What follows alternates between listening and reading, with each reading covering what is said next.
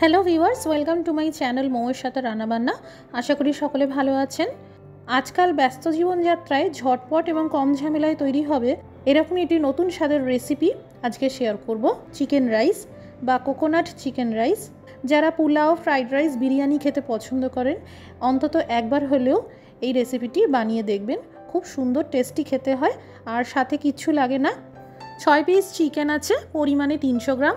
ম্যারিনেশনের জন্য দিয়ে দিলাম 1 চামচ জিরের গুঁড়ো, 1 চামচ ধনের গুঁড়ো, লাল লঙ্কার গুঁড়ো, হলুদ গুঁড়ো, গরম মশলার গুঁড়ো আধা চা চামচ, সামান্য লবণ আর 2 চামচ পোস্ত বাটা দিয়ে দিলাম। এই পোস্ত বাটা অবশ্যই দেবেন। 1 টেবিল চামচ সরষের তেল দিয়ে ভালো করে মেখে নেব। এইভাবে ম্যারিনেট করে 30 মিনিট মতন রেখে দিতে হবে। এই ওয়ান পট মিল রেসিপিটি ভালো লাগলে লাইক দিয়ে শেয়ার করে দেবেন। আর যারা নতুন দর্শক বন্ধু চ্যানেলটি সাবস্ক্রাইব করে নেবেন। এখানে 2 কাপ চাল নিয়েছি।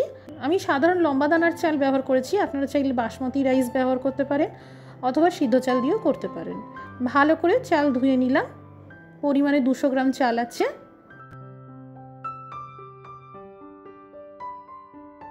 আর নিয়েছি 2টো বড় সাইজের আলু, খোসা ছাড়িয়ে ধুয়ে নিয়ে আধখানা করে নিয়েছি। সামান্য হলুদ, লবণ আর লঙ্কার গুঁড়ো দিয়ে মাখিয়ে নিলাম। আলু ভাজার জন্য কড়াইয়ে পরিমাণ মতো তেল গরম করে নিয়েছি। এবার আলুর পিসগুলোকে একে একে ভেজে নেব। বেশ লালচে করে ভেজে নিতে হবে। আলু ভেজে নেওয়ার পর একটি পাত্রে তুলে নিলাম। অতিরিক্ত তেল সরিয়ে দেব, আমি এতটা তেলে রান্না করব না। ফোড়নে দিয়ে দিলাম গোটা লবঙ্গ, দারচিনি স্টিক, গোটা গোলমরিচ দানা, বড় এলাচ একটা, তেজপাতা 2টো আর শুকনো আস্ত লঙ্কা, সেই সাথে আস্ত জিরে। ফোড়ন ভেজে নিয়ে দিয়ে দিলাম কুচানো পেঁয়াজ। এখানে পেঁয়াজ খুব বাদামি করে ভাজতে হবে না, জাস্ট সফট করে ভেজে নিলেই হবে।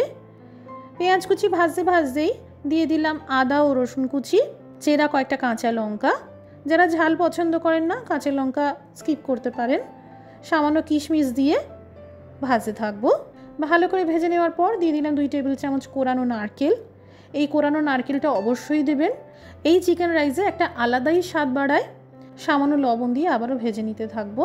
চিরাচরিত চিকেনের পোলাও ফ্রাইড রাইসের থেকে অনেক বেশি সহজে তৈরি হয় আর খেতেও অনেক বেশি স্বাদের হয়। মুখ বদল করতে চাইলে একবার এইভাবে বানিয়ে খেতে পারেন।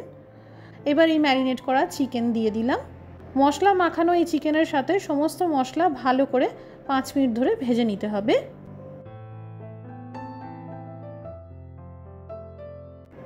এবার ধুয়ে রাখা চাল দিয়ে দিলাম। ভালো করে চালের সাথে এই চিকেন আর মশলা মিশিয়ে নিলাম। ভাজা আলু দিয়ে আবারও ভাজতে থাকবো। এবার এই পর্যায়ে দিয়ে দেবো পরিমাণ মতো জল। এখানে নতুনদের জন্য বলে রাখি, যে কাপের মাপ করে চাল নেবেন সেই কাপের মাপ করেই জল দিতে হবে। এখানে আমি যেহেতু 2 কাপ চাল নিয়েছিলাম তাই 2 কাপ চালের 3 গুণ পরিমাণে 6 কাপ জল দিলাম। যারা সিদ্ধ চাল দিয়ে করবেন 4 গুণ অর্থাৎ 8 কাপ জল দেবেন। চালের সাথে জলের পরিমাপ খুব খেয়াল রাখতে হবে, তাহলে চিকেন রাইস ঝরঝরে তৈরি হবে।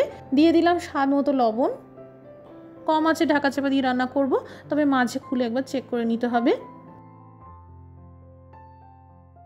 এই দেখুন বেশ 10 মিনিট মতন কেটে গেছে। একবার নিচ থেকে নাড়াচাড়া করে দিলাম। সামান্য জলভাব রয়েছে তাই আরও 5 মিনিট ঢেকে রান্না করব। এই দেখুন কম আঁচে টোটাল 15 মিনিট সময় লাগলো। চিকেন রাইস একদম ঝরঝরে হয়ে গেছে। তৈরি হয়ে গেল কোকোনাট চিকেন রাইস বা চিকেন রাইস, একদম সহজ পদ্ধতিতে। সবশেষে কুচানো ধনেপাতা ছড়িয়ে পরিবেশন করব। আজকের এই রেসিপিটি দেখার জন্য অসংখ্য ধন্যবাদ। সবাই ভালো থাকুন, সুস্থ থাকুন।